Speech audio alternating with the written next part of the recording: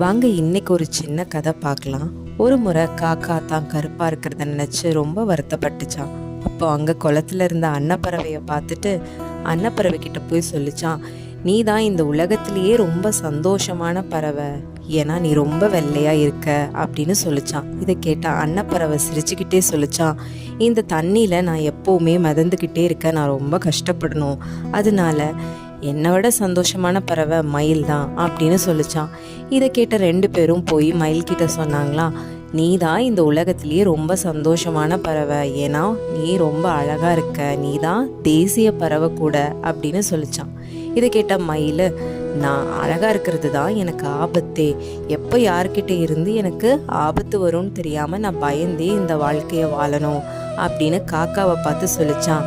உண்மையாவே நீ தான் சந்தோஷமான பறவை, ஏன்னா நீ நினைச்ச இடத்துக்கு போகலாம், எங்க வேணாலும் உட்காரலாம், உனக்கு யார்கிட்ட இருந்துமே ஆபத்து வராது அப்படின்னு சொல்லிச்சான். இந்த கதையில இருந்து நாம் என்ன தெரிஞ்சுக்கணும் அப்படின்னா, எல்லார் வாழ்க்கையிலுமே ஒவ்வொரு கஷ்டங்கள் இருக்கு, ஒவ்வொரு போராட்டம் இருக்கு. அதனால எல்லாரும் சந்தோஷமா இருக்காங்க, நான் மட்டும்தான் கஷ்டப்படுறேன்னு நினைக்காம நமக்கு கிடைச்சத நம்ம சந்தோஷமா ஏத்துக்கிட்டு இந்த வாழ்க்கையை ரொம்ப சந்தோஷமா வாழ பழகிக்கணும். நன்றி.